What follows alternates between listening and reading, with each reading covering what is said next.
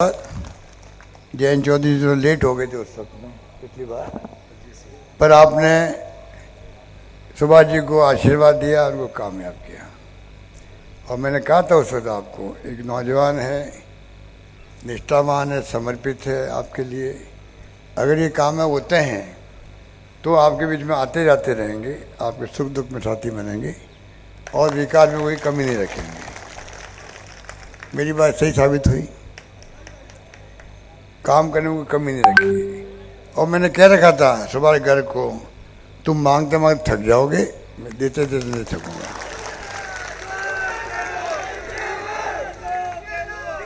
इस प्रकार से 5 साल निकले हमारे, 5 साल निकले हैं। अभी जयंत चौधरी जी बहुत ही सुंदर शब्दों में अपनी बात कह रहे थे, मैं सुन रहा था ध्यान से। चौधरी चरण सिंह जी चौधरी साहब भी पार्लियामेंट में थे, मुझे भी सौभाग्य मिला उनके साथ में पार्लियामेंट मेंबर रहने का। मैं जानता था कि वो बोलते थे पार्लियामेंट में, इंदिरा जी को बहन कहते थे वो, और क्या उनका दिल की आवाज़ जुबान पे आती थी। किसानों के लिए समर्पित थे वो व्यक्तित्व, एक अलग पहचान रखता देश के अंदर। और अजीत सिंह जी से मेरा संबंध रहा। अब जयंत चौधरी जी कमान संभाले हुए हैं। मुझे खुशी है कि आज एक सीट कम से कम राजस्थान में आरएलडी के पास में है। रिश्ता निभाया 5 साल तक, रिश्ता निभाया 5 साल तक, और मैं चाहूँगा कि ये रिश्ता आगे भी कायम रहे, हम लोग मिलकर के आगे बढ़ते रहें। अभी आपने इंडिया गठबंधन की बात करी, बहुत आवश्यक है। हालात देश के बहुत गंभीर हैं, लोकतंत्र खतरे के अंदर है, संविधान की धज्जियां उड़ रही जिसको डॉक्टर अम्बेडकर साहब ने बनाया था। ईडी, इनकम टैक्स, सीबीआई दबाव में काम कर रही है, जुडिशल दबाव में काम कर रही है, मीडिया जो ये ले रहा हमें रिकॉर्डिंग, ये सब दबाव के अंदर है। हालात बड़े गंभीर हैं, सब एक तरफा दिखाते हैं। और चुनाव है, राजस्थान के स्टेट के चुनाव है। 5 साल की हमारी परफॉर्मेंस, हमने क्या क्या कानून पास किए, जैसा भी जयंत जी कह रहे थे कि हमने किसानों की जमीन कुड़क नहीं हो, वो कानून भी बना दिया हम लोगों ने। एमएसपी के ऊपर हम लोग भी बोनस दे रहे थे गेहूँ के लिए 100 रुपये, इन्होंने ठीक बताया कि वो बंद करवा दिया गया। ऐसा कभी होता नहीं है। स्टेट गवर्नमेंट फंडिंग से दे रहे थे 100 रुपये प्रति क्विंटल, उसको बंद करवा दिया गया। तो उनकी नीति किसान विरोधी है, इसलिए काले कानून भी आए। और साथ के अंदर 1 साल से अधिक धरना चला, 600-700 लोग मारे गए। किसे कहते हैं? हिंदुस्तान के इतिहास में एक काला अध्याय लिखा गया है, किसानों के आंदोलन के कुचलने के लिए क्या क्या नहीं किया भारत सरकार की, इंडिया गवर्नमेंट ने। किसान मजबूत रहा, आखिर में किसान की जीत हुई। इस बात के हमें गर्व होना चाहिए, झुका नहीं किसान। इसलिए मैं कहना चाहूँगा, राजस्थान सरकार ने तो, हिंदुस्तान में पहली बार मैंने डिक्लेयर किया था किसानों का अलग बजट पेश करेंगे हम लोग।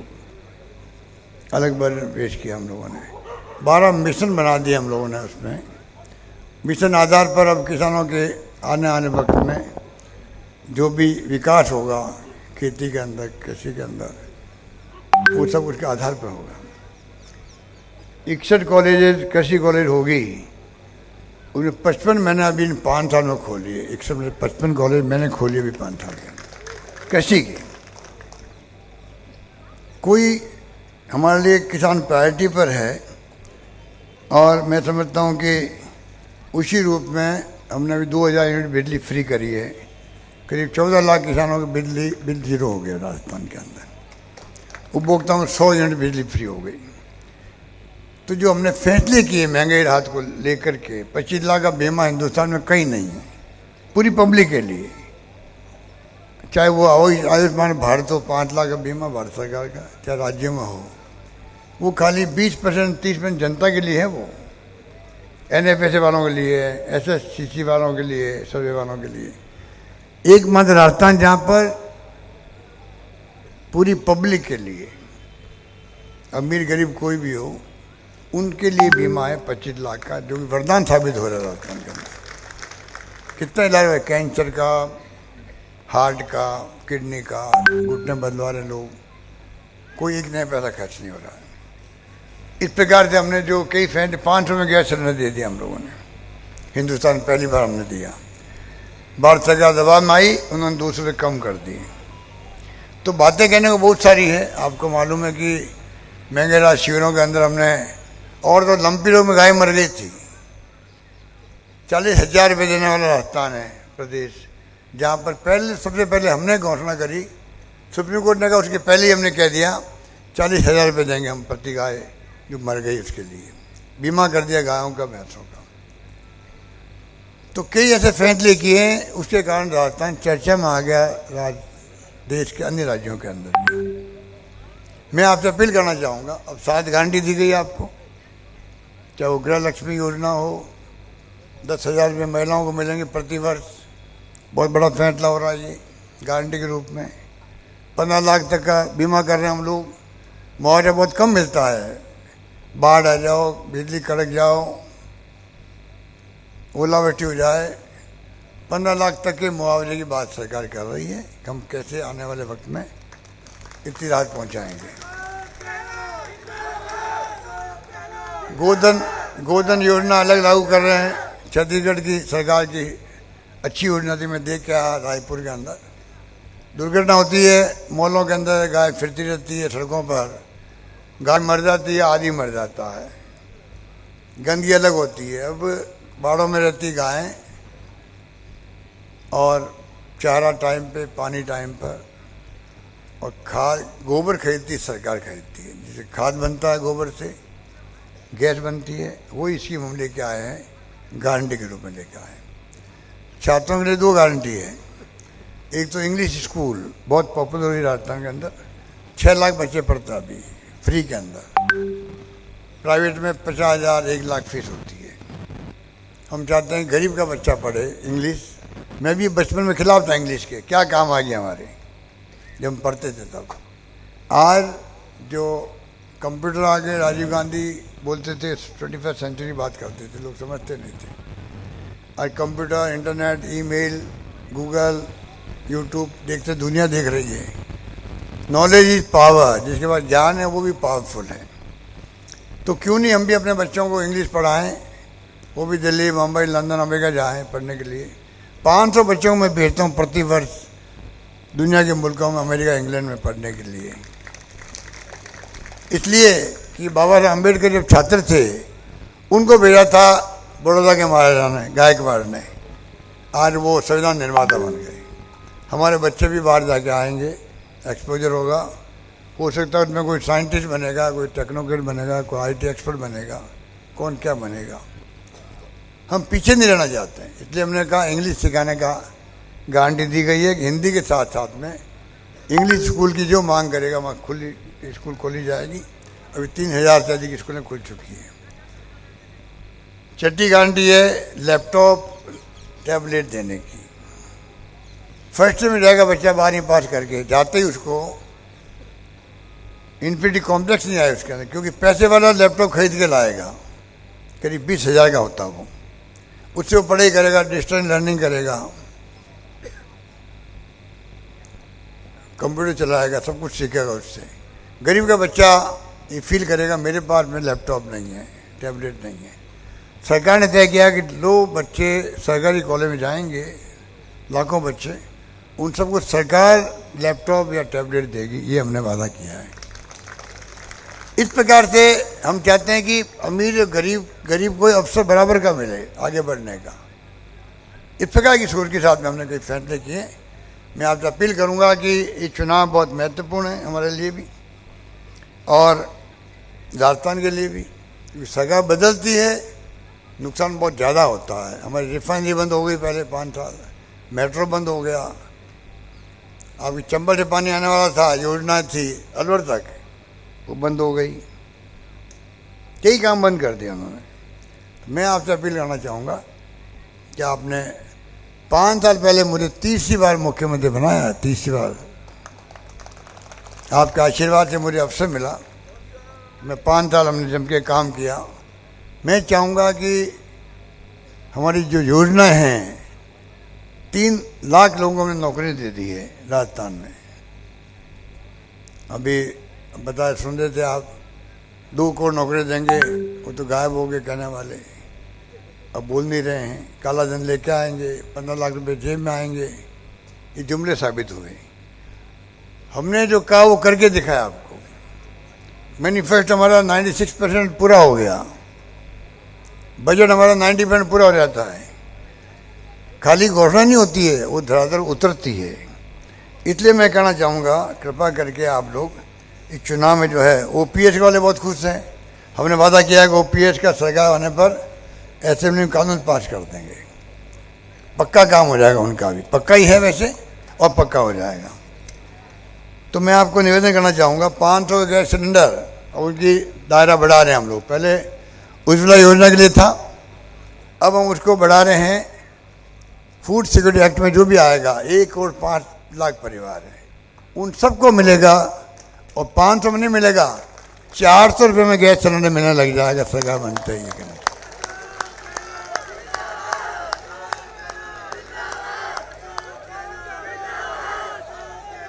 इसलिए मैं अंत में आपको कहना चाहूँगा 2 बातें हैं। एक तो पंडित रामकृष्ण जी बैठे हैं, 90 साल के नौजवान हैं ये। इन्होंने अभी डीग में मीटिंग हुई थी राजा साहब के यहाँ पर, फार्म बनाने में भी गया था। वहाँ इनका भाषण मैंने सुना। बोले मैंने मेरी ज़िंदगी में 90 साल की अवस्था में सरकार ने कई देखी है, जितना काम इस सरकार ने किया आज तक किसी सरकार ने नहीं किया। नंबर 2, मैं केरला गया था। केरला में वहाँ 70 साल से सरकार बदलती है, एक बार कांग्रेस गठबंधन, एक बार कम्युनिस्ट गठबंधन आता है।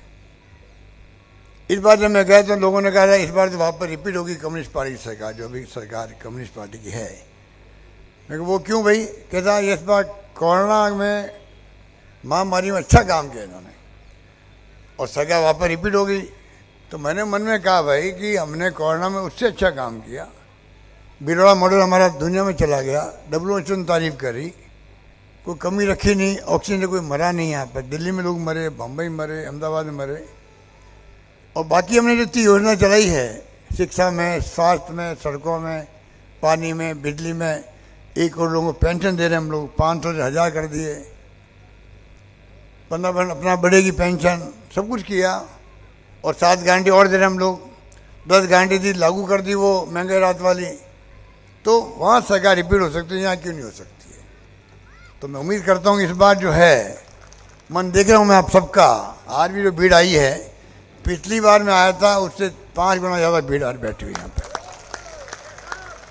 तो मैं आपको अपील करना चाहूँगा, कृपा करके सुनिए, आप सुनिए 1 मिनट, कृपा करके अगर आप चाहते हो सरकार रिपीट हो तो सरकार रिपीट तब होगी तब आपके यहाँ से शहर से, तो देखिए हमारे उम्मीदवार है यहाँ पर डीग से तो विश्वनाथ जी यही हैं, भरतपुर सुभाष गर्ग जी हैं, जोगिंदर अवाना जी बैठे हैं यहाँ पर नदवाई से, नगर से वाजिद अली हैं, कामा से जायदा खान हैं, वैर से भजनलाल जाटव है, बयाना अमर सिंह जाटव है। अगर हमारे सरकार लानी है आपको, जहाँ आपका बस चले आप सहयोग कीजिएगा सीटें जिताने के अंदर। और यहाँ से सुभाष गर्ग और आपके अवाना साहब जीतेंगे तब जाकर सरकार बनेगी, ये मैं निवेदन करना चाहता हूँ। तो कृपा करके सुभाष गर्ग को काम देख लिया आपने, और मैं समझता हूँ कि कमी किसी ने नहीं रखी है। हमने भी 4 मंत्री बना दिए यहाँ से, हुआ आज तक कभी? मैंने इतिहास बन गया, इतिहास बन गया। 6, 2 को दर्जा दे दिया होगा कोई कमी नहीं रखी है। भरतपुर में विशेष प्रेम रहा मेरा भी, विश्वनाथ जी बैठे हुए हैं तो प्रेम होना लाजिमी है, क्योंकि ये कॉम्रेड राजा है ये। तो मैं इन्हीं शब्दों के साथ में अपनी और आप सबकी ओर से आप सबकी ओर से मैं चाहूँगा कि जयंती चौधरी जो है ERCP की योजना को धोखा दिया है, बीजेपी ने हमारे साथ में धोखा किया है।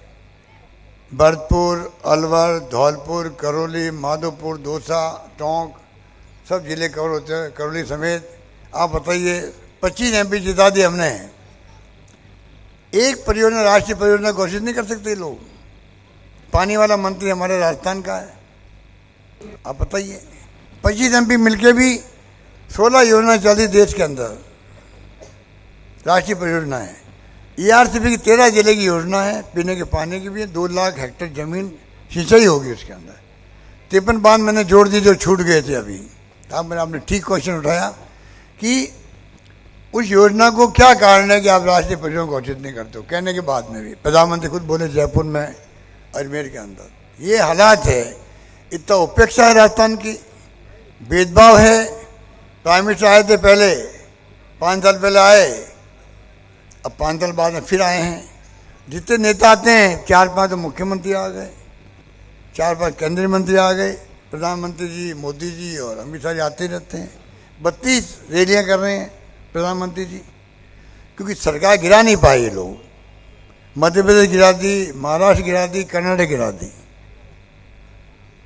गोवा और मणिपुर में फाउल खेल गए। तो अब उनको दर्द है कि राजस्थान में हम फेल क्यों हो गए, हमारा षड्यंत्र फेल क्यों हो गया। वो टीस जो उनको है दिल के अंदर, वो बाबा उनको दुख दे रही है। इसलिए पूरा अटैक राजस्थान पे और मुझ पे और मेरे परिवार पे किया हुआ है। हमारे पीसी डिपेंडेंट गोविंद दोतासा है, उसके घर ED के छापा पड़ गए। 10 घंटा बैठे रहे, कोई क्वेश्चन पूछा ही नहीं इनको। दुनिया को बताने के लिए देखिए प्रदेश कांग्रेस कमेटी अध्यक्ष के यहाँ छापा पड़ा आज। बेटों को दे दिए, उनके बेटों को दे दिया, मेरे बेटों को दे दिया ED का। अरे ये एजेंसी प्रीमियर एजेंसी है ED, इनकम टैक्स, CBI। ये इतनी इंपॉर्टेंट एजेंसी है कंट्री के लिए। किसके लिए है? इकोनॉमिक ऑफेंडर के लिए, आर्थिक अपराधियों के लिए है। जो मालिया है लंदन में, नीरव मोदी है, उनके लिए है ये। आज क्या देश के अंदर कोई इकोनॉमिक ऑफेंडर है ही नहीं, आर्थिक अपराधी नहीं है। उनका पकड़ नहीं रहे हो तो देश का नुकसान देश को हो रहा है, उसकी इकोनॉमी को हो रहा है। इनकम टैक्स रेवेन्यू बढ़ाने वाला डिपार्टमेंट है। इन सब का उपयोग होना चाहिए, उसकी बजाय आप सरकारें बनाने में, सरकार गिराने में कर रहे हो। तंग कर रहे हो अपनी पार्टियों को। चुनाव चल रहे हैं और छापे पड़ रहे हैं। जहाँ जहाँ चुनाव होते हैं, चाहे छत्तीसगढ़ हो चाहे राजस्थान हो, मध्य प्रदेश में क्यों नहीं पड़े भाई। इसलिए मैं कहना चाहूँगा ये जो तरीका अडोप्ट किया है लोकतंत्र के लिए खतरनाक है। ये आपको हमको समझना पड़ेगा। इसलिए मैंने आपको कहा कि ये मौका अब देख, जो नेता आ रहे हैं सब नेताओं का भाषण देखेंगे शाम को, आप सबका भाषण एक सा है, भड़काने वाला है। हमसे बहस नहीं करें भाई आपके कामों की कमी रह गई है, खामी रह गई है, आपने खाली घोषणा करी, वो लागू नहीं हुई है, इस पर बहस नहीं होगी। मैं उनको चैलेंज देता हूँ कि आप हमारे कामों पर बहस करो, फिर वोट मांगो, रास्ते हैं जनता से वोट मांगो।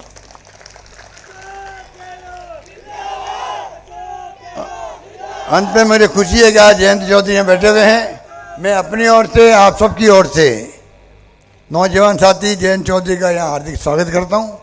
अपनी बात समाप्त करता हूँ। धन्यवाद। जय हिंद। धन्यवाद।